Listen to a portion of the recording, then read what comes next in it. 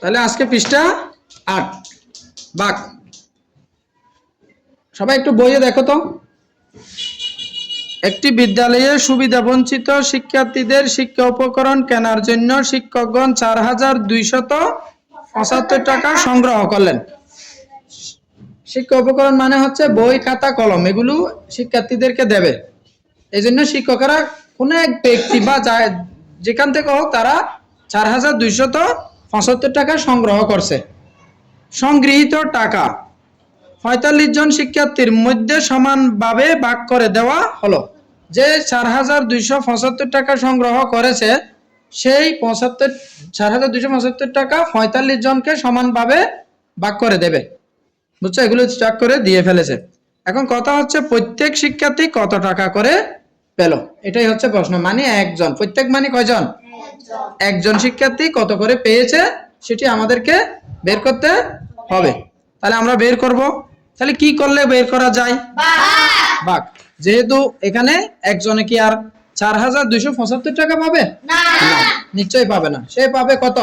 4275 টাকার 45 ভাগের 1 ভাগ পাবে শুধু, আর বাকিরা অন্যরা পাবে। এখন দেখো ছেলেটা কি বলছে, দেখো তো। 45 জন শিক্ষার্থীর মধ্যে সমানভাবে ভাগ করে দেওয়া হবে, এই জন্য আমাদের ভাগের হিসাব করতে হবে। ভাগের হিসাব করতে হবে কিনা?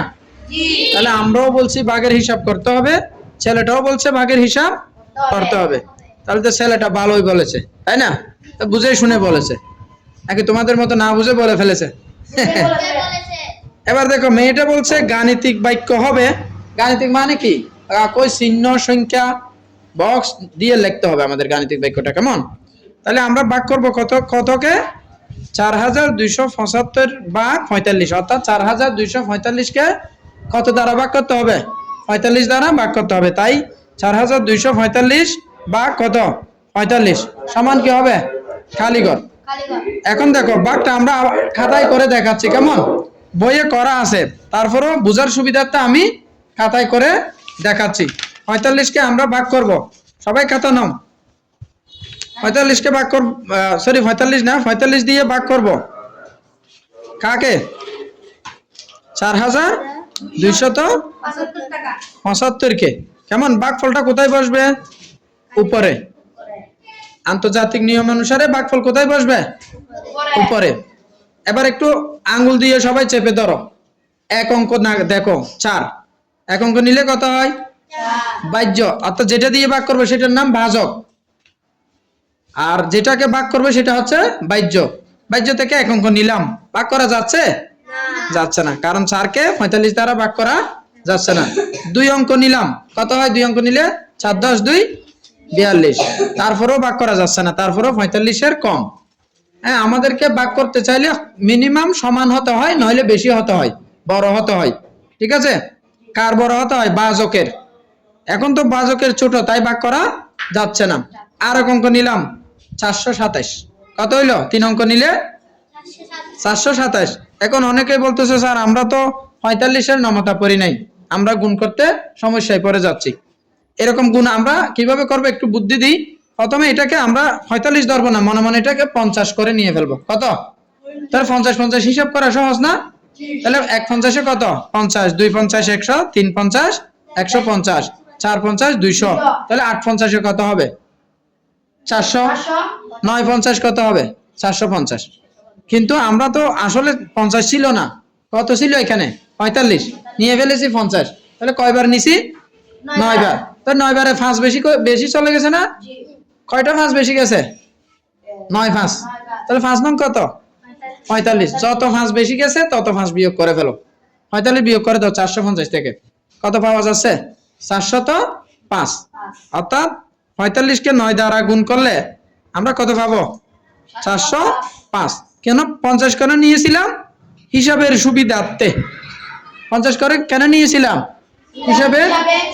ঠিক 5 বেশি নিয়েছি, ওই 5 আবার বিয়োগ করে দিয়েছি, তাহলে সমান হয়ে গেছে না? তাহলে এবার একটু বিয়োগ করি। যাকে ভাগ করছিলাম, আমরা কাকে ভাগ করছিলাম? 427 কে। 427 থেকে 405 বিয়োগ করি। 7 থেকে 5 বিয়োগ করলে কত হয়?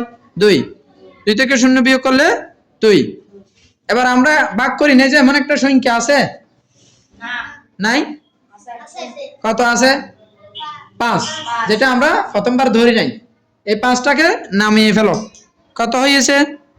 225। এবার আবার আমরা 50 করে করে হিসাব করে যাই। 45 ধরলে আমাদের একটু কঠিন হয়ে যায়, তাই না? 50 ধরি, তাহলে 5×50 কত হয়? 250। কিন্তু আমরা 5 বার নিছি 50 কে, তাহলে কয়টা 5 বেশি লিখে ফেলছি? এখানে ছিল 45, আমি নিয়ে ফেলেছি 50, তার মানে আমি 5 বেশি করে নিয়েছি। তাহলে যেহেতু 5 বার নিছি 50 কে, তাহলে 5 বারে কত বেশি চলে গেছে? 25। তো 25 আবার 250 থেকে 25 বিয়োগ করে ফেলো, কত হয়? 225। এটার সাথে মিলে গেছে না? তার মানে কয়বার যাচ্ছে? 5 বার। 445 কে 5 দ্বারা গুণ করলে আমরা কত পাবো? 225। এই যে আমরা 250 ধরছিলাম, 50 ধরে হিসাব করছিলাম, 50 করে হিসাব করে কিন্তু আবারও 5 করে কি করে ফেলছি? বিয়োগ করে ফেলছি। যতবার নিয়েছি তত 5 বিয়োগ করে দিয়েছি। তাহলে 225 থেকে 225 বিয়োগ করলে কি হয়? 0। তাহলে এই অঙ্কের ভাগফল কত? ভাগফল 95। ওই 95টাই হচ্ছে একজনে পাওয়া টাকার পরিমাণ। ঠিক আছে, তাহলে একজনে কত করে পাবে? 95। এখানে একটু দেখো তো, এবার বইয়ে যাও সবাই। ভাগফল কত আসছে? 95। তাহলে অর্থাৎ ভাগফল 95, যত ভাগফল তত করে পাবে। ভাগের শেষে কি হয়ে গেছে? 0। তার মানে অবশিষ্ট কোনো টাকা আর ভাগ করার পরে নেই। আর কোনো টাকা আছে ভাগ করার পরে? নাই, কোনো টাকা নেই। সুতরাং সবাই কত করে পাবে? 95। তাহলে আমরা লিখবো অর্থাৎ প্রত্যেক শিক্ষার্থী 95 টাকা আর্থিক সহায়তা পাবে। আর্থিক মানে 95 টাকা করে পাবে। তোমরা এভাবে না লিখে প্রত্যেক শিক্ষার্থী 95 টাকা করে পেল, এটাও লিখে দিতে পারবে। ঠিক আছে, এবার দেখো এই যে অঙ্কটা আমরা করেছি, তোমরা বাহ্য, ভাজক, ভাগফল এবং ভাগশেষ সম্পর্কে চতুর্থ শ্রেণীতে জেনেছো, জানছো না? এই অঙ্কের ভাগফল কত? 95। এটার নাম হচ্ছে কি? ভাগফল। আর এই অঙ্কের ভাজক কত ছিল? 45। আর যাকে আমরা ভাগ করছিলাম এটার নাম কি? বাহ্য। ভাগের শেষে যেটা আছে সেটার নাম কি? ভাগের শেষে আছে যেটা ভাগশেষ। শেষেরটা শেষ, শেষেরটা কি? শেষ, তার মানে ভাগশেষ। তার মানে তাহলে অঙ্কে আমরা কি কি চিনছি? ভাগফল, ভাজক, বাহ্য, ভাগশেষ। তাহলে এগুলো তোমরা চতুর্থ শ্রেণীতেও শিখেছো। তাহলে আগামী ক্লাসে আমরা এই 6টা ভাগ করব, কেমন? শেষ করছি, ধন্যবাদ সবাইকে।